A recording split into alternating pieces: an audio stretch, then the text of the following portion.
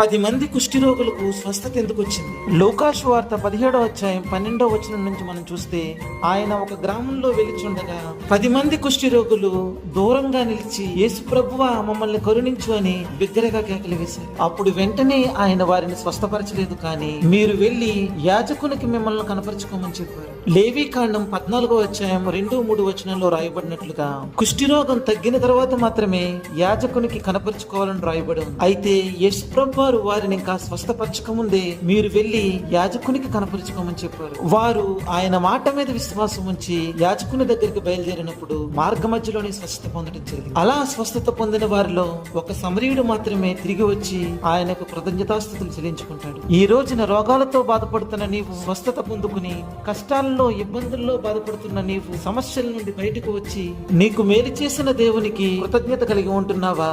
లేక మిగిలిన 9 మందిలా స్వస్థత